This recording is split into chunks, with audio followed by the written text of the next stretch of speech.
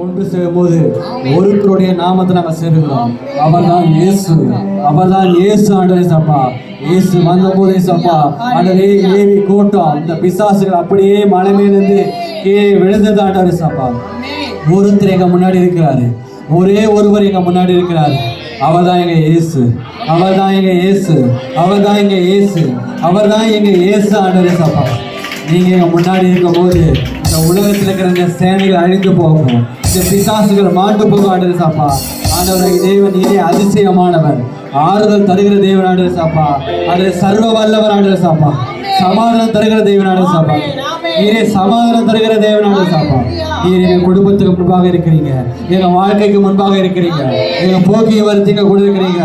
எத்தனையோ ஆபத்துல நீர் எங்களை பாதுகாக்கிறீங்க. ஆண்டவரே சாப்பா, இயேசுவே நீரே எங்களுக்கு ஜீவன். ஆண்டவரே சாப்பா, நீரே எங்கள் பலன். ஆண்டவரே சாப்பா, நீரே எங்கள் கோட்டை. ஆண்டவரே சாப்பா, தெய்வம் நீங்க ஐயா, நீங்க வாழ்க. ஆண்டவரே சாப்பா, நீங்க வாழ்க. ஆண்டவரே சாப்பா, என் சரீரத்தை பாதுகாப்பவர், என் பேச்சிலே இருப்பவர், என் பார்வையில் இருப்பவர், என் செவி கேட்பதில் இருப்பவர், என் நடத்தை சீராக்குவர், என்னை ஒழுக்கமாக மாற்றுகிறவர். ஆண்டவரே என்னை சீராக நடத்துகிறவர். ஆண்டவரே சாப்பா, தேவ ஆவிய நீர் மாத்திரமே, தேவ ஆவிய நீர் மாத்திரம். ஆண்டவரே சாப்பா, தேவன் ஆவியார் நீங்க மாத்திரம். ஆண்டவரே சாப்பா, ஆவியான நமக்கு நன்றி இயேசுவே, நன்றி இயேசுவே, நன்றி இயேசுவே.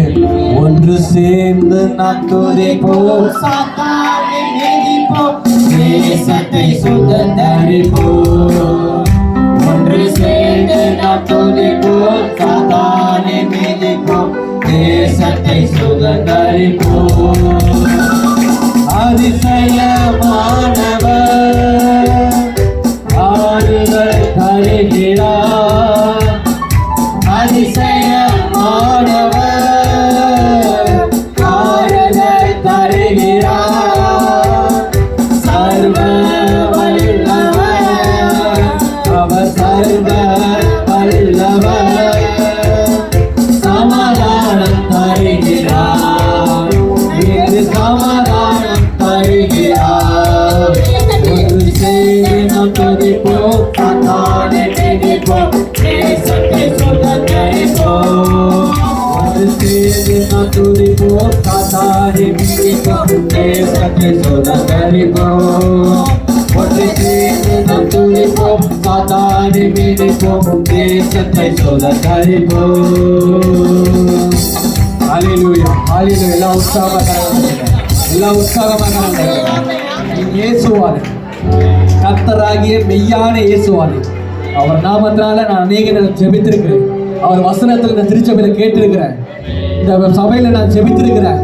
இந்த சர்ச்சைக்கு வந்ததுனால தான் இந்த நாள் வரை நாங்கள் குடும்பத்தோடு உயிரோடு இருக்கிறோம். கரங்களை உயர்த்தி சொல்லுங்க, இந்த இயேசுவை ஏற்றுக்கொண்டதுனால தான் இந்நாள் வரை நாங்கள் உயிரோடு இருக்கிறோம். இங்கே ஊழியர்கள் செய்யப்படுவதனால தான், சுவிசேஷங்கள் சொல்லப்படுவதனால தான் இன்னும் இந்த கிராமங்கள் இருக்கிறது.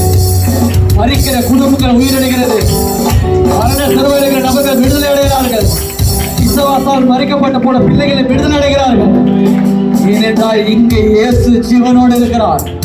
உண்மையான தெய்வத்தை நம்ம ஆராதித்துக் கொண்டிருக்கிறோம். ஹல்லேலூயா, ஹல்லேலூயா.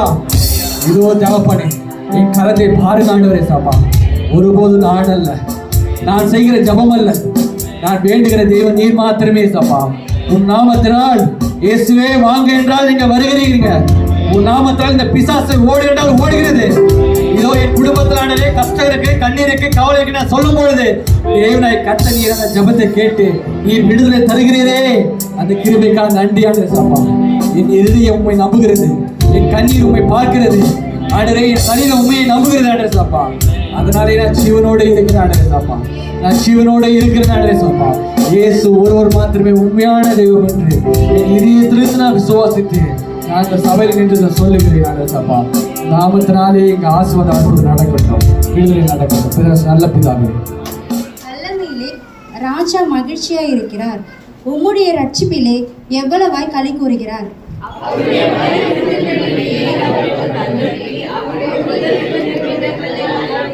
உத்தம ஆசீர்வாதங்களோடு நீர் அவருக்கு எதிர்கொண்டு வந்து அவர் சிரசில் பொற்கிரீடம் தரிப்பிக்கிறீர்.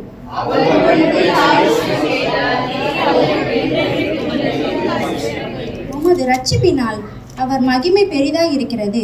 மேன்மையும் மகத்துவமும் மகத்துவத்தையும் அவருக்கு அருளினீர்.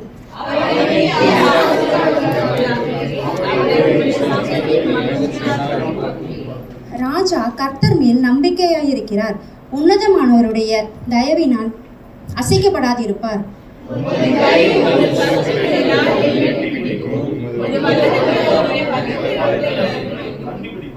உமது கோபத்தின் காலத்திலே அவர்களை அக்கினி சூளையாக்கி போடுவீர்.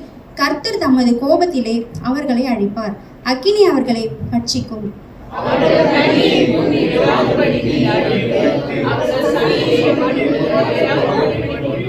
சின்ன செய்தியை சொல்லிட்டு முடிச்சிடறேன், டைம் கொஞ்சம் தான் இருக்கு. வசிக்கலாம். 2 தீமோத்தேயு புஸ்தகம், முதல்ல அங்கிருந்து தொடங்குவோம். 2 தீமோத்தேயு புஸ்தகம் 3ஆம் அதிகாரம் 16-17 வசனம் பார்க்கலாம். 2 தீமோத்தேயு 3ஆம் அதிகாரம் 16-17. வேத வாக்கியங்கள் எல்லாம் தேவ ஆவியினால் அருளப்பட்டிருக்கிறது. தேவனுடைய மனுஷர்கள் தேறினவனாகவும் எந்த நற்கிரியையும் செய்ய தகுதியுள்ளவனாக இருக்கும்படியாக அவைகள் உபதேசத்துக்கும் கடிந்து கொள்ளுதலுக்கும் சீர்திருத்தங்களுக்கும் நீதியை படிப்பித்தலுக்கும் பிரயோஜனம் உள்ளவைகளாய் இருக்கிறது. அல்லேலூயா சொல்லுங்க. அல்லேலூயா. வசனம் என்ன சொல்லுது தெரியுமா? வேத வாக்கியங்கள் எல்லாம் தேவ ஆவியினாலே அருளப்பட்டிருக்கிறது. வேத வாக்கியங்கள் என்ன பண்ணுது? வசனம்லாம் தேவ ஆவியினாலே அருளப்பட்டிருக்கிறது. தேவனுடைய மனுஷன் தேறினவனாகவும் எந்த நற்கிரியைகளையும் செய்ய தகுதி உள்ளவனாகவும் இருக்க வேண்டும். தேவனுடைய மனுஷன் எல்லாத்துலயும் தேறுகிறவனாக இருக்க வேண்டும். நாளுக்கு நாள் தேர வேண்டும். ஜெப வாழ்க்கையிலே, வேத வாசிப்பிலே, சத்தியத்தை அறிகிற அறிவிலே, ஒழுக்கத்திலே, ஞானத்திலே, எல்லா விதமான நீதியிலும் நல்ல புத்திமான்களாக, நல்ல அறிவுள்ளவர்களாக நாம் தேர வேண்டும். அவன் சொல்லுங்க. அல்லேலூயா. கடந்த நாட்களே நாங்கள் ஊழியர் செஞ்சு கொண்டிருக்கும் போது நாகபூஷணம் அந்த குணசேகரன் மனைவி என்ன பண்ணாங்க, சுரேந்தருக்கு உடம்பு சரியில்லைன்னு சொல்லிட்டு ஃபோன் பண்ணாங்க. ஃபோன் பண்ணி ஃபோன்லேயே அழுதாங்க. எல்லாம் சேர்ந்து ஜோம் பண்ணோம். கர்த்தர் பாருங்க, சத்யராஜ் தான் சொன்ன போல, அவர் ஆம்புலன்ஸில் நாங்கள் ரெடி பண்ணியிருக்கோம், ஏற்றிக்கிட்டு நாங்கள் இதுக்கு என்னது ராமச்சந்திர ஹாஸ்பிட்டலுக்கு போக போகிறோம், ரொம்ப சீரியஸாக இருக்குது அப்படின்னு சொன்னார். நாங்கள் ஜோம் பண்ணோம். ஜோம் பண்ணிட்ட பிறகு போயிட்டு பார்த்த பிறகு அவர் கை காலெலாம் அசிஞ்சிச்சு அப்படி சொல்லி அங்கேயே சேர்த்துட்டாங்க. அதனால் அவர் நேற்று டிஸ்சார்ஜ் ஆகி சபையெல்லாம் எல்லோரும் ஜோம் பண்ணிங்க, சபைக்காரங்களாம் ஜோம் பண்ணுங்க. உங்களுக்கு எல்லாருக்கும் நன்றி. அவர் டிஸ்சார்ஜ் ஆகி வீட்டுக்கு வந்துட்டார். எல்லாம் சொல்லுங்க. அல்லேலூயா. கர்த்தர் அற்புதமான சுகத்தை கொடுத்தார். அவள் தான் முடிஞ்சிச்சுன்னு அளவுக்கு அவருடைய கை காலம் விழுந்து போய் அனுபவம் தங்கி போச்சு.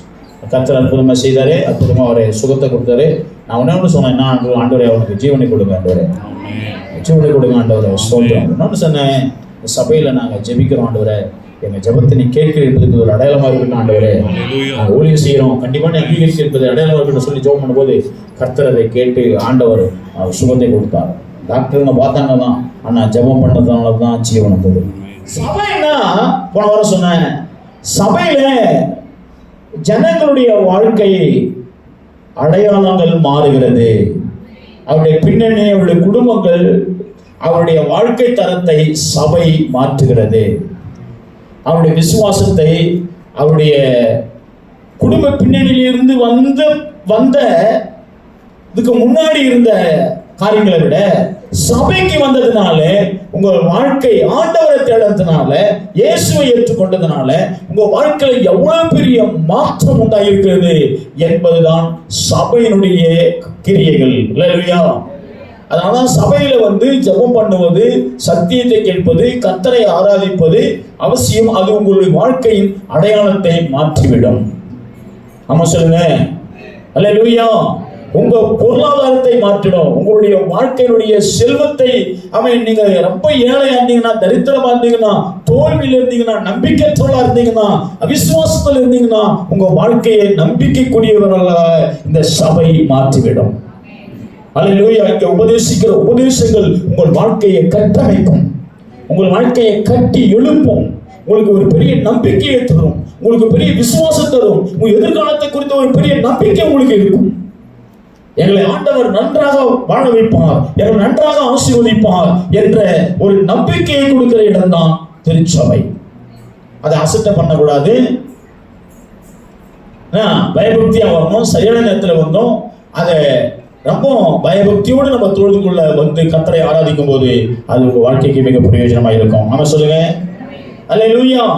அதுல அந்த 17 வசனம், அவைகள் அந்த வசனங்கள் தேவ ஆவியினால் அருளப்பட்டுகிற வசனங்கள் எதுக்காக நான் கண்டதா, அவைகள் உபதேசத்திற்கும், எதுக்கு 4 காரியங்கள் அது வருது. உபதேசம் என்ன பண்ணும், அதான் இயேசு சொல்றாரு, நான் சொன்ன காரியங்களை உபதேசம் பண்ணுங்க, போய் ஜனங்களுக்கு என்ன பண்ணுங்க, உபதேசம் பண்ணுங்க. உபதேசத்தினால்தான் மக்களுடைய வாழ்க்கை மாறும், உபதேசத்தினால்தான் அவங்க கட்டமைக்கப்படுவாங்க, உபதேசத்தினால்தான் அவங்களுடைய சிந்தனைகள், அவங்களுடைய இருதயங்கள், அவங்களுடைய எண்ணங்கள் மறுரூபமடையும். உபதேசம் தான் அவங்கள தீமையான வழியிலிருந்து, கெட்ட வழியிலிருந்து அவன் என்ன பண்ணும், மாற்றி நல்ல வழியிலே அவங்களுடைய கொண்டு வரும். அதான் உபதேசம். சத்தியத்தை அவங்களுக்கு சொல்ல வேண்டும், வசனத்தை சொல்ல வேண்டும், ஆண்டவரை சொல்ல வேண்டும். அப்பொழுது அந்த மக்களுடைய இருதயத்திலே அவை உலகத்திலே உள்ள பாவம், உலகத்திலே உள்ள தீமைகள், உலகத்திலே அநியாயங்கள், அக்கிரமங்கள் நடக்கிறது. அல்லேலூயா. அதை நான் உங்களுக்கு சொல்ல போறேன், கொஞ்சம் கவனிங்க. ஆனா இங்கே வந்தாதான் உபதேசம், சத்தியம், வேத வார்த்தை கவனிக்கணும், கவனமாக ஏற்றுக்கொண்டு அதன்படி நடக்க முயற்சிக்கணும். ஆமென். உபதேசங்களுக்கும் அடுத்து 2வது கடிந்து கொள்ளுதலுக்கும். என்ன சொல்றேன், கடிந்து கொள்ளுதல். அதாவது வெளியே போய் பிரசங்கம் பண்றோமா, அதெல்லாம் வந்து சுவிசேஷம், பிரசங்கம். சபையில உபதேசம், சபையில என்னது உபதேசம். வெளியே பேசுறது பிரசங்கம், வெளியே தெருவில் பேசுறது பிரசங்கம். ஆனா சபையில பேசுறது உபதேசம், ஆழமான சத்தியங்கள், மக்களை கட்டமைப்பது, மக்களுடைய வாழ்க்கையை கட்டி எழுப்புவது, சீர்படுத்துவது, உருவாக்குவது, சரியான சிந்தை இல்லாதவனுக்கு நல்ல சிந்தையை கொடுப்பது, தவறான இடத்துல போயிட்டு இருப்பாங்க ட்ராக்ல, அவங்களை திசை திருப்பி நல்ல பாதையில கொண்டு வருவது. அதான் சபை. ஆமா சொல்லுங்க, உபதேசம். உபதேசம். அடுத்து கடிந்து கொள்ளுதல். என்னது, கடிந்து கொள்ளும். கடிந்து கொண்டு புத்தி சொல்லி சொன்னாரு. சில பேர் கடிந்து கொண்டா பிடிக்காது இல்லையா, பிடிக்கலாம் பரவாயில்ல, கடிந்து கொள்ளாது நான் சொல்ல, கடிந்து கொள்ளு. ஆமென். கடிந்து கொண்டு புத்தி சொல்லு, கடிந்து கொண்டு உபதேசம் பண்ணு, கடிந்து கொண்டு வர்த்தகத்துடைய வார்த்தையை பேசு. ஏன்னா எல்லாருமே நல்லா இல்லை. நான் சொல்றேன், நீங்க அதை பாருங்க. அப்படி யாராவது நம்ம அது ஏதாவது நம்ம கிட்ட இருக்கான்னு பாருங்க. பரவாயில்ல, ஆனா இல்லைன்னா நல்லது தான். பாருங்க, நாம என்ன கேட்டாங்க, நம்ம வந்து எல்லாருமே இன்னைக்கு தவறான தாட்ஸ்கள், சிந்தனைகள் உள்ளவர்களாக நிறைய நேரங்களில் இருக்கிறோம். அதனாலதான் அது என்ன கேட்டாக்கா, மாத்துறதுக்காக தான் கடிந்து கொள்ளுது. அவங்களை சீராக கொண்டு வர்றதுக்கு தான். எனக்கு கடிந்து கொள்ளவே வேணாம், என்னை யாரும் கடிந்து கொள்ளக்கூடாது, என்னை யாரும் குறை சொல்லக்கூடாது, என்னை யாரும் குற்றப்படுத்தக்கூடாது, நான் செய்யற எந்த காரியத்தையும் யாரும் குறை சொல்லக்கூடாது, நான் கோச்சிக்குவேன் அப்படின்னா நீ சரியில்லைன்னு அர்த்தம். அல்லேலூயா, அல்லேலூயா. ஆமா, அதான் தனிப்பட்ட வாழ்க்கையிலே ஜெப வாழ்க்கை, வேதவசனம், சிந்தனை இதெல்லாம் சீரா இருக்கும். வெளியே பார்த்தாக்கா, ரோட்ல பார்த்தாக்கா, சபையில பார்த்தாக்கா, 4 மக்கள் நடுவில் பார்த்தாக்கா நம்ம நல்லா இருக்கிற மாதிரி தெரியும். ஆனா உங்களை நீங்க தனியா ஆராய்ச்சி பார்த்தீங்கன்னா, உங்களை தனியா நீங்க யோசித்து பார்த்தீங்கன்னா உங்களுடைய தவறுகள் உங்களுக்கு தெரியும். அல்லேலூயா, அல்லேலூயா. ஆனா எல்லாத்தையுமே நீ என்ன பண்ண, சமாதானப்படுத்தாதீங்க. நம்முடைய ஆத்மா குற்றப்படுத்தும் போது அதை ஏற்றுக்கொள்ளுங்க. உங்களை நீங்க சரி பண்ணலன்னா வேற யாரும் உங்களை வந்து சரி பண்ண முடியாது. ஆமா சொல்லுங்க. அல்லேலூயா. உங்ககிட்டயே நீங்க மனம் திரும்பணும்னா ஆண்டவர்கிட்ட நீங்க எப்படி மனம் திரும்ப போறீங்க? உங்களை நீங்க சரி பண்ணலாம், என்னுடைய சுபாவம் இது சரியில்லை அப்படி நீங்க ஒத்துக்கலன்னா நீங்க எந்த இடத்துலயுமே நீங்க என்ன பேசினா கூட நீங்க ஒத்துக்க மாட்டீங்க, நீங்க சரியாக மாட்டீங்க, மாற மாட்டீங்க. உங்களை நீங்க தனிப்பட்ட முறையில் நீங்க அலசி பார்த்து ஆராய்ச்சி பார்த்து உங்களுடைய தவறுகளை நீங்கள் ஒத்துக்கலன்னா எங்க யார் என்ன சொன்னாலும், சபையில சொன்னாலும் சரி, வெளியில சொன்னாலும் நீங்க ஒத்துக்கவே மாட்டீங்க. உங்களை நீங்க ஆராய்ச்சி பாருங்க. நீங்கள் ஒருவேளை தனிப்பட்ட வாழ்க்கையில நீங்க தோத்து போயிருக்கலாம், வெளியே வந்து நீங்கள் சபை நடுவிலே வெளி உலகத்துல நீங்க ஜெயிக்கிற மாதிரி நல்லா இருக்கிற மாதிரி நீதியா நடக்கிற மாதிரி நீங்க காட்டலாம். கர்த்தர் உங்களுக்கு அந்த காரியங்களை அறிவிப்பார். அதுக்காக தான் கடிந்து கொள்ளுங்கள். கடிந்து கொள்ளும் போது நீங்க மனம் திரும்புறதுக்கு நிறைய வாய்ப்புகள் வரும். அது எதை வச்சு பண்ணுவாங்கன்னா உபதேச சத்தியத்தை வச்சு, வசனத்தை வச்சு, ஆவியானவரோட நிரப்பப்பட்டிருக்கிற வசனம். அதுபோல நான் சொல்றேன், வேத வசனங்கள் அந்த எழுத்து பார்க்காது, எழுத்து தான் அது. ஆனா எழுத்துக்குள்ள ஆவி இருக்குது. அவன் சொல்லுங்க, அந்த எழுத்துக்குள்ள ஆவியா. அதான் அந்த அந்த அந்த 160 சும்மா ஒரு வார்த்தை சொல்லும், அப்போது என் வேலைக்கார சுகமாவான். அவன் சொல்லுங்க, வார்த்தை சொல்லு சுகமாக. வார்த்தைக்குள்ளே என்ன இருக்கு? ஆவியானவர் இருக்கிறார். மெருகூட்டப்பட்ட வார்த்தை, வல்லமை நிறைந்த வார்த்தை. அதனால வார்த்தை சொன்னா கடிந்து கொண்டா ஒருத்தருக்கு என்ன பண்ணுது? குத்துது, உருவாக்குது, சீர்படுத்துது. வார்த்தை நம்மளை குத்தி, நம்மளை சீர்படுத்தி, நம்மளை உருவாக்கக்கூடியது. அந்த வார்த்தை பத்தி சொல்ற ஒரு வசனம், அந்த ஒரு வசனம் படிக்கலாம். எபிரேயருக்கு நிருபம் 4ஆம் அதிகாரம் எடுத்துக்கோங்க. எபிரேயர் 4 படிங்க. எபிரேயர் 4 12 வசனம் வாசிங்க. 12 வசனம் வாசிங்க. அதாவது 2 பக்கமும் கருக்கு. இந்த வசனம் எப்படி படுதான் பாருங்க. இப்போ பாருங்க, கொஞ்சம் பார்த்துட்டு வசனம் என்ன பாருங்க, கொஞ்சம் பார்த்தா வாசம். அந்த கருக்கு 2 பக்கமும் கருக்கு இருக்கு. வசனத்துக்கு எப்படி இருக்கு? அது ரொம்ப ஷார்ப்பா இருக்குது, ரொம்ப கூர்மையா இருக்குது. வசனம் எப்படி இருக்குது? ரொம்ப ஷார்ப்பா இருக்குது, கூர்மையா இருக்குது, 2 பக்கமும் கருக்கா இருக்குது. உலகத்துல இருக்கிற எல்லா பட்டயத்தை விட இது பயங்கரமான பட்டயம். பட்டயம் என்னது முதல்ல தெரியுமா? பட்டயம் என்னங்க? சரி, உங்களுக்கு தெரிஞ்ச வாசல கத்தின்னு வச்சுக்கலாமே. ஆனா அந்த கத்தி 2 பக்கமும், நீங்க வச்சுக்கிற கத்திலாம் ஒரு பக்கம் தான் இருக்கும். ஆனா இந்த கத்திக்கு 2 பக்கம் பட்டயம், இது பட்டையா இருக்கும் 2 பக்கமும். அதுபோல இந்த வார்த்தை எல்லா உலகத்தில் இருக்கிற எல்லா பட்டயத்தை விட இது ரொம்ப ஷார்ப்பானது. அல்லேலூயா. பாருங்க, இருபுறமும் கருக்குள்ள எந்த பட்டயத்திலும் கருக்கானதாயும் ஆத்துமாவையும் ஆவியையும் இது என்ன பண்ணுங்க? கவனிங்க, இது இந்த ஓப்பன் சர்ஜரி இல்லாம சர்ஜரி பண்ணக்கூடியது. ஹலோ, ஓப்பன் சர்ஜரி கிடையாது. இது ஓப்பன் சர்ஜரி கிழிக்கிறது கிடையாது, அறுக்கிறது கிடையாது. அறுக்காமையே உள்ள புகுந்து அந்த ஆளை ஆபரேஷன் பண்ணி சரியாக்கி அவனை நல்லவனா சுகமானவனா மாற்றுகிறது. அல்லேலூயா. இது உள்ள புகுந்து, அதாவது இப்பெல்லாம் நிறைய வேண்டும் இதெல்லாம் வந்துருக்குது. ஓப்பன் சர்ஜரிலாம் கிடையாது, உள்ளேயே சர்ஜரி பண்ணுறாங்க எண்டோஸ்கோபி மூலமா. 1.5 கோடி ரூபா மிஷினு செட்டிநாடு ஹாஸ்பிட்டலில் டாக்டர் சொன்னார். 1.5 கோடி ரூபா மிஷினுங்க. அது என்னது? அது நீங்கள் சொன்னாதாங்க ஆப்ரேஷன் நடக்குது தெரியும். உங்களுக்கு ஆப்ரேஷன் நடக்குதுன்னு உங்களுக்கு சொன்னாதான் தெரியும். ஆனால் உள்ள ஆப்ரேஷன் பண்ணுவோம். அது அவ்வளோ பவர்ஃபுல் மிஷினு. அல்லேலூயா. அதை விட பவர்ஃபுல் மிஷின் இது. இது ஆத்மாவை ஆப்ரேஷன் பண்ணுகிறது. ஆமென். இது ஆத்மாவையும் ஆப்ரேஷன் பண்ண முடியுது. இது ஆவியே, உன் ஆவி, அதாவது ஆவி இருக்கிறதால தான் நீங்க உயிரெடுக்கிற, அந்த ஆவியே ஆப்ரேஷன் பண்ணும். எனக்கு குத்துதுங்க நீங்க பேசுற வார்த்தை அப்படின்றாங்கல்ல, சரியா? நீங்க பேசுறது எங்களுக்கு குத்துதுங்க, எனக்கு குத்துதுங்க.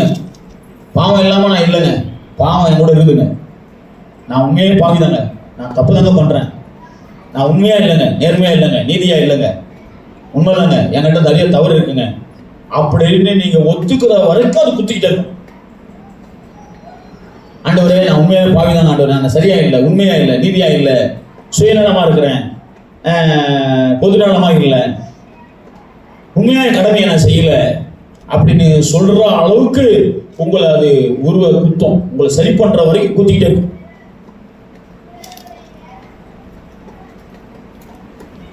கணுக்கள் தேவையில்லாம வளர்ந்துருக்குல்ல உங்களுக்கு எல்லா பக்கமும், எண்ணங்கள், சிந்தனைகள், போராட்டங்கள், பாவங்கள், இச்சைகள், இந்த கணுக்கெல்லாம் வெட்டி எரியும். ஆமா சொல்லுங்க, அல்லேலூயா சொல்லுங்க. சொல்ல மாட்டீங்க அல்லேலூயா சொல்லுங்க. பரவாயில்ல, நீங்க சொல்லணும் கூட பரவாயில்ல, ஆனா வசனத்தை நான் மறுக்க முடியாது, நீங்க சொல்ல கூட பரவாயில்ல. பாருங்க அவங்க பாருங்க என்ன பண்ண, கணுக்களையும் ஊனையும் பிரிக்கத்தக்கதாக உருவ குத்துகிறதாயும் இருதயத்தின் நினைவுகளையும் யோசனைகளையும் வகையறுக்கிறது. இருதயத்தினுடைய நினைவுகள், யோசனைகள், எல்லாம் சொல்லுங்க நினைவுகள், எல்லாம் சொல்லுங்க நினைவுகள், யோசனைகள். நல்லா சத்தமா சொல்லுங்க, நினைவுகள், யோசனைகள். பாருங்க, உங்க நினைவுகளையும் உங்க யோசனைகளையும் கூட இந்த வசனம் சரிப்படுத்தும். அல்லேலூயா. உன் நினைவு தப்பா இருந்துச்சுன்னா தம்பி அப்படின்னு வசனம் உன்னை சரி பண்ணி நிறைய நல்ல திசை தான் திருப்போம். அதுக்குதான் வசனம் அவ்வளவு பவர்ஃபுல்லா, ஆவியானவரால மெருகூட்டப்பட்டதாக, ஆவியானவர் நிரம்பினதாக, ஃபுல்லி ஹோலி ஸ்பிரிட் அந்த வார்த்தைக்குள்ள வந்து வச்சு அது வருது, நமக்குள்ள வரும்போது அது நம்மளை உருவாக்க, நம்மளை சீர்படுத்த, சிருஷ்டிக்க, நம்மளை கட்டி எழுப்ப, நம்முடைய வாழ்க்கையை, நம்முடைய குடும்பத்தை, நம்முடைய எதிர்காலத்தை கட்டி எழுப்ப, நம்மளை பரலோகம் கொண்டு போக வரைக்கும் நம்மளை சீர்படுத்த நம்மளை கூடவே வந்து, நீ போகிற இடத்துல அந்த வார்த்தை கூடவே உனக்குள்ளே வந்து உன்னை வழிநடத்தி, தவறெல்லாம் சுட்டி காட்டி, பாவத்தெல்லாம் சுட்டி காட்டி, தவறான பாதையிலிருந்து விலக்கி நல்ல நீரின் பாதையிலே உன்னை நடத்தும்படியாக இந்த வசனம் பவர்ஃபுல்லா உனக்குள்ளே வேலை செய்கிறது. கரங்களை தட்டி கர்த்தரை ஸ்தோத்திரம் பண்ணுங்க. அதனால வியாதிகளை குணமாக்குகிறது. தூரத்திலிருந்து ஜெபம் பண்ணா கூட அந்த வார்த்தை வந்து உங்களை குணமாக்குகிறது. வார்த்தையை அனுப்பி சுகமாக்குகிறார். வார்த்தையை அனுப்பி ஒருவருடைய வியாதியை குணமாக்குறாரு, ஒருடைய இருதயத்தை மாத்துறாரு. நான் சொல்றேன், உங்களுடைய பிரச்சனை எதுவா இருந்தாலும் சரி, அதை வச்சுக்கிட்டு நீங்க பெருசா கவலைப்படாதீங்க. ஜெபம் பண்ணி பாருங்க, வார்த்தையை சொல்லி பாருங்க. வார்த்தை ஒரு மனுஷனை மாற்றிவிடும். அல்லேலூயா சொல்லுங்க. அப்ப என்ன பண்றதுல சீர்திருத்துவதற்கும், சாரி என்ன கடிந்து கொள்ளுதலுக்கும், அடுத்தது சீர்திருத்துவதற்கும், நீதியை சீர்திருத்துவதற்கும், மூணு சீர்திருத்துவதற்கு. ஒருத்தரை சீர்திருத்தணும். 1 தீமோத்தேயு 2 தீமோத்தேயு படிச்சுங்க. 1 தீமோத்தேயு 1ஆம் அதிகாரம் 5ஆம் வசனத்திலிருந்து 5ஆம் வசனத்தை முதல்ல படிங்க. 1 தீமோத்தேயு 5ஆம் வசனத்தை முதல்ல படிங்க. கற்பனையின் பொருள் என்னவெனில், சுத்தமான இருதயத்திலும் நல் மனசாட்சியிலும் மாயமற்ற விசுவாசத்திலும் பிறக்கும் அன்பே. கற்பனையின் பொருள் என்ன? கற்பனை என்ன? கற்பனையை கைக்கொள்ளுன்றார்கள் ஆண்டவரே. சொல்றா இல்லையா? வாசிங்க, உங்களுக்கு வாசித்து கட்டாம புரியும். உபாகம புஸ்தகம் 7ஆம் அதிகாரம் எடுக்க போகலாம். உபாகமம் 7 எடுங்க. வாசிக்க போகலாம். 11 வசனத்தை. ஆகையால் நீ செய்யும்படி நான் இன்று உனக்கு கட்டளையிடுகிற கற்பனைகளையும் கட்டளைகளையும் நியாயங்களையும் கைக்கொள்வாயாக.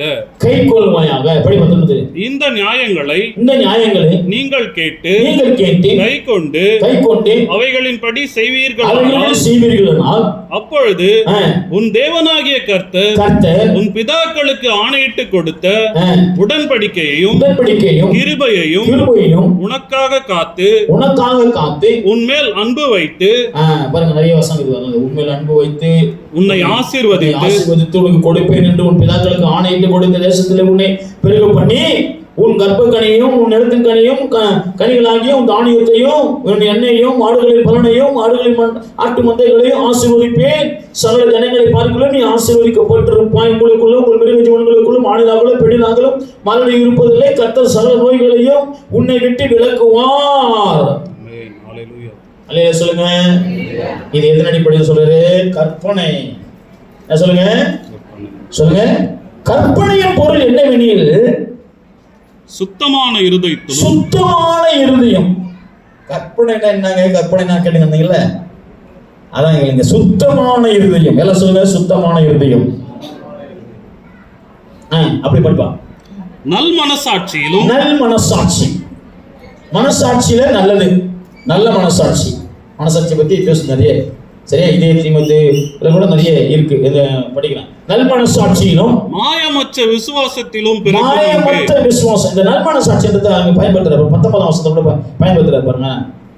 இந்த நல் மனசாட்சியை சிலர் தள்ளிவிட்டு விசுவாசமாகிய கப்பலை சேதப்படுத்துகிறார்கள். எனக்கு சொல்லியிருக்காங்க, நல் மனசாட்சியை ஒருத்தவங்க தள்ளி விட்டாங்கன்னா விசுவாசம் கவுந்துரும். விசுவாசத்துக்குள்ள தான் கப்பல். விசுவாசம் என்ற கப்பல். விசுவாசம் என்ற அதான் சரக்குகளை ஏற்றிட்டு வர கப்பல். சொல்லுங்க. அல்லேலூயா. பாருங்க, தனிப்படி 5 படி கற்பனையின் பொருள் என்னவெனில் சுத்தமான இருதயத்திலும் நல் மனசாட்சியிலும் மாயமற்ற விசுவாசத்திலும் பிறக்கும் அன்பே. மாயமற்ற விசுவாசம். மாயமற்ற விசுவாசம். இதனால சொல்லுங்க, மாயமற்ற விசுவாசம். மாயமற்ற விசுவாசம். விசுவாசம். மாயமற்ற விசுவாசம். மாயமால இருக்க கூடாது விசுவாசத்துல. துரோகம் இருக்க கூடாது. விசுவாச துரோகம் முந்தி நேரணும் அப்படி சொல்லி. விசுவாச துரோகம், விசுவாச மாய்மாலம், விசுவாசத்துல மாயை, இதெல்லாம் இருக்கக்கூடாது அப்படி சொல்லிட்டு அவர் சொல்றாரு. படிங்க 6ஆம் வசனம். இவைகளை படிக்கிறாங்க. இவைகளை சிலர் நோக்காமல் வீண் பேச்சுக்கு இடம் கொடுத்து விலகி போனார்கள். நல்ல வார்த்தை தான். இவைகளுக்கு சில செவி கொடுக்காம என்ன பண்ணிட்டாங்க? வீண் பேச்சு. இதெல்லாம் சொன்னாங்க சொல்லி பிடிக்காது. சுத்தமான மனசாட்சி, மாயமற்ற விசுவாசம், மேல இருக்கிறது சுத்தமான இருதயம், இதெல்லாம் சொன்னாக்கா நல் மனசாட்சி, இதெல்லாம் சொன்னா சில பேருக்கு பிடிக்காது. என்ன சுத்தமான இருதயம், என்ன நல் மனசாட்சி, என்ன மாயமற்ற விசுவாசம், என்ன அன்பு, எவ்வளவு பேர் கதை இருக்கிறாரு. இதெல்லாம் சில பேர் பிடிக்காம என்ன பண்ணுவோம்? இவைகளை சில நோக்காமல், இதை பார்க்காம, இதை கவனிக்காம, நோக்காம என்ன பண்றாங்களா? வீண் பேச்சுக்கு இடம். வீணா பேசுறதுனா ஓகே, கதை பேசுறதுனா ஓகே, நான் மணிக்கணக்கு கூட பேசலாம். பிரசங்கம் கேட்டா கொஞ்சம் லேட் ஆயிட்டா கூட கோவம் வந்துடும். ஆனா கதை பேசுவாரு. ஒருத்தன் தனிப்பட்ட மொபைல் கையில கொடுத்து பாரு, எத்தனை மணி நேரம் உட்காந்து நம்ம தனியா உட்காந்து போய். அல்லேலூயா. இவையெல்லாம் நோக்காம வீண் பேச்சுகளுக்கு இடம் கொடுத்து என்ன பண்றாங்க? விலகி போகிறார்கள். இந்த சத்தியங்களை விட்டு விலகி போகிறார்கள். இந்த உபதேசங்களையும் சீர்திருத்தங்களையும் சட்டதிட்டங்களையும் ஒழுங்குகளையும் சொன்னாதான் அவங்க என்ன பண்றாங்க? விலகி போறாங்க. நீதியை படிப்பிக்குதலை சொன்னாக்கா அவங்க விலகி போறாங்க. சீர்திருத்தம்னாக்கா விலகி போறாங்க. கணிதவிட்டாக்கா விலகி போறாங்க. நல்ல சத்தியங்களை உபதேசமா சொன்னாக்கா அதை அவங்கள தாங்க முடியல. 3ஆம் வசனம் படிங்க ஏதாச்சும். ஏனென்றால் அவர்கள் ஆரோக்கியமான உபதேசத்தை பொறுக்க மனதில்லாமல், ஆரோக்கியமான உபதேசத்தை பொறுக்க மனமில்லை. சத்தமா சொல்லுங்க. ஆரோக்கியமான உபதேசத்தை போர் அடிக்கும். ஆரோக்கியமான உபதேசம் பேசாலும் போர் அடிக்கும். எப்படா விடுவாரு, பிடிச்சி வச்சுன்னு நம்மள ஆட்டி படைக்கிறாரு அப்படின்ற மாதிரி சொல்லுவோம். ஆரோக்கியமான உபதேசத்தை பேசிட்டு இருப்பாங்க. வாழ்க்கையை பத்தி நல்ல கட்டமைப்பை பத்தி சொல்லிட்டு இருப்பாங்க. ஆனா அதெல்லாம் அவங்களுக்கு ஒன்றும் புரியாது.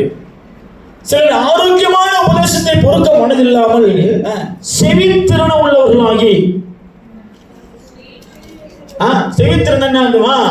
அவங்களுக்கு செவிக்கு இன்பமா இருக்கிற மாதிரி பேசும். அவங்களுக்கு அந்த மாதிரி பேசும். அவங்க செவிக்கு நல்லா தீனி ஊட்டுற மாதிரி இருக்கும்.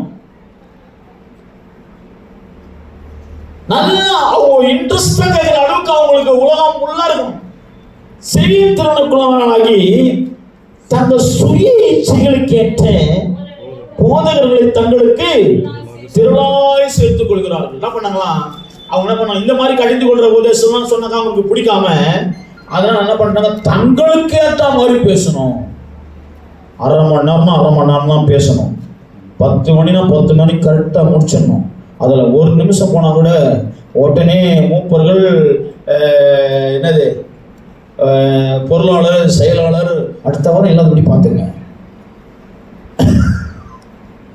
இல்லையா சொல்லுங்க. இந்த மாதிரி நிறைய சபை இருக்குங்க. ரொம்ப அசிங்கமா இருக்கு. சபை எவ்வளவு உயர்ந்தது, உன்னதமானது, சபை எவ்வளவு மகத்துவமானது. இதுல உட்கார்ந்து நாள் ஃபுல்லா சத்தியத்தை கேட்கலாம். அவ்வளவு மகத்துவமான சபையை போய் இன்னைக்கு கேவலமா அரசியல்வாதி மாதிரி மாத்திட்டாங்க. அவங்களுக்கு அந்த மாதிரி அவங்க மனசு விரும்புற மாதிரி தங்களுக்கு ஏற்றபடி போதகர்களை திரளாக தெரிஞ்சு அவங்க போதகர்கள்லாம் பார்த்தீங்கன்னா அவங்க மாதிரி இருப்பாங்க.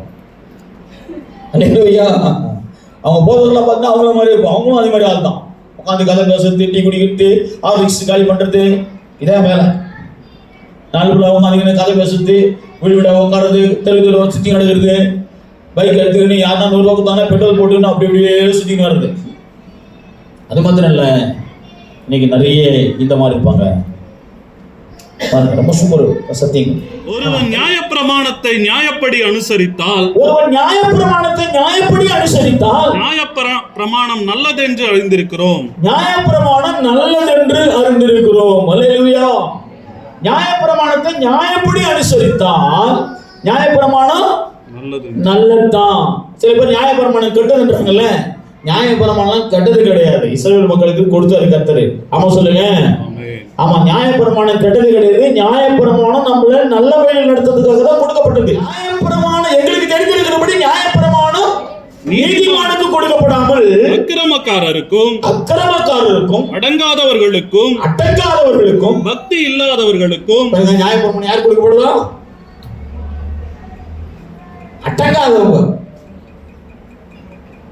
அக்கிரமக்காரங்க, அடங்காதவங்க, பக்தி இல்லாதவர்களுக்கும் பாவிகளுக்கும் அசுத்தருக்கும் சீர்கெட்டவர்களுக்கும் தாய் தகப்பன்மாரை அடிக்கிறவர்களுக்கும் கொலைபாதகர்களுக்கும் வேசிகளுக்கும் ஆண்பாட்சிக்காரர்களுக்கும் மனுஷரை திருடுகிறவர்களுக்கும் பொய்யருக்கும் பொய்யான இடுகிறவர்களுக்கும்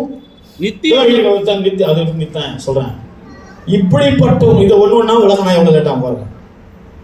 இது ஒண்ணு உலகம் லேட் ஆகுமா இல்லையா? சொல்லுங்க. ஆமாண்ணா சொல்லுங்க. லேட் ஆகும். இதை படிக்கிறதுக்கு நான் ஒரு 7 மணிக்கு உட்காந்தாக்கா 10:30 மணி ஆகிப்போச்சு.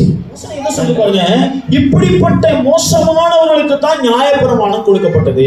இவங்களை சரி பண்றதுக்காக, இவங்களை சீர்படுத்துறதுக்காக, இவங்களை நீதியில நடத்துறதுக்காக, இவங்களுக்கு உபதேசம் பண்றதுக்காக, இவங்களை நியாயமான பாதையில நடத்துறதுக்காக தான் இந்த உபதேசங்கள் கொடுக்கும். அதனால இயேசு கிறிஸ்து இந்த பாதைகளை விட்டுறாரா? சொல்லுங்க. அக்கிரமக்காரரையும் நான் படிச்சு பார்த்தேன். அக்கிரமக்காரன், அடங்காதவர்களுக்கும் பக்தி இல்லாதவர்களுக்கும் பாவி, அசுத்தன், சீர்கெட்டவன், தாத்தவன், அடிக்கிறவன், கொலைபாதகன், பேசிக்கல்லன், ஆண்புணர்ச்சிக்காரன், மனுஷனை திருடுகிறவன், பொய்யான இவன்லாம் விட்டுறாரா கர்த்தரே? இவன்லாம் கர்த்தர்கிட்ட வரணும்னு ஆண்டவர் விரும்புறாரு. இவனுக்காக தான் வந்தாரு. பாவிகளை ரட்சிக்க கிறிஸ்து உலகத்திலே வந்தாரு. இந்த மாதிரி பாதைகளை மாற்றத்துக்காக தான் நியாயப்பிரமாணம் கொடுக்கப்பட்டது. உபதேசங்கள் கொடுக்கப்பட்டது, சபைகள் கொடுக்கப்பட்டது, ஊழியக்காரர்கள் கொடுக்கப்பட்டாங்க, அப்போஸ்தலர்கள் இருக்காங்க, சுவிசேஷகர்கள் இருக்காங்க. இப்படிப்பட்ட மக்களை மாற்றத்துக்காக தான். இந்த மாதிரி ஜனங்கள்லாம் சீர்படணும், மாறணும், திருத்தணும், பரிசுத்தமா மாறணும், நான் நீதிமானா மாறணும். இல்லைன்னு நினைக்கிறீங்களா? எத்தனை பேர் இப்படிப்பட்ட பாவங்களை செஞ்சவர்கள் இன்னைக்கு நீதிமான்களா இருக்கிறாங்க, பரிசுத்தவான்களா இருக்கிறாங்க, கர்த்தருடைய பிள்ளைகளா இருக்கிறாங்க.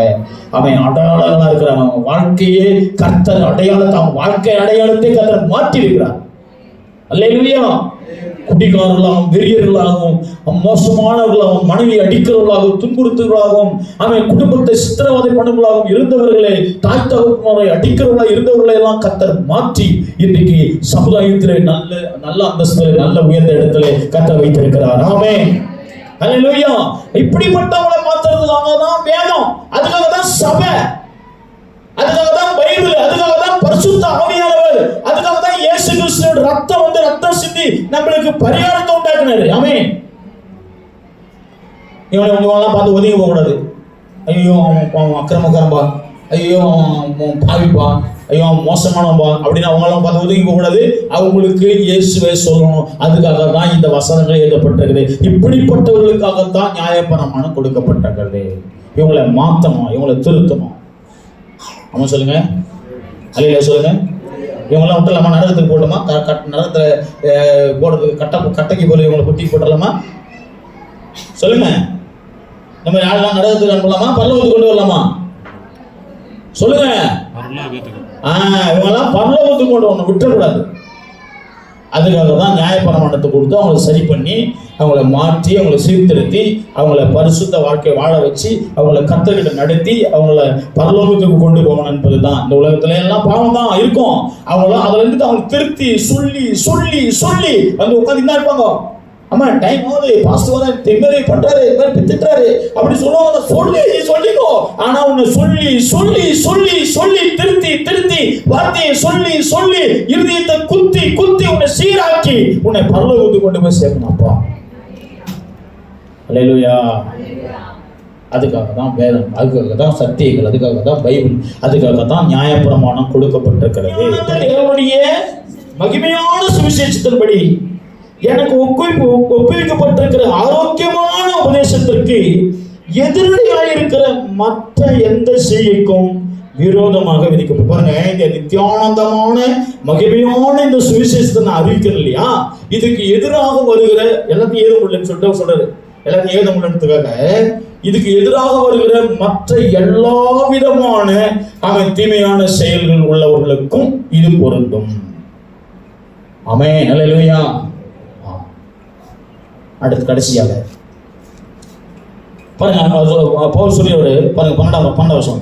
என்னை பலப்படுத்துகிற நம்முடைய கர்த்தராகிய இயேசு கிறிஸ்து என்னை உண்மையுள்ளவன் என்று எண்ணி இந்த ஊழியத்துக்கு ஏற்படுத்தினபடினால அவரை ஸ்தோத்தரிக்கிறேன். தொடர்ந்து படிச்சலாமா? முன்னே நான் தூசிக்கிறவனும் அவர் சொல்றாரு. உதாரணத்துக்கு யாரு அங்க மேல எழுதப்பட்டிருந்த எல்லா தீமைகளுக்கும் இவரையே உதாரணமா சொல்றாரு, பவுலையே உதாரணமா சொல்றாரு. பாருங்க, தண்ணியே உதாரணமா சொல்றாரு.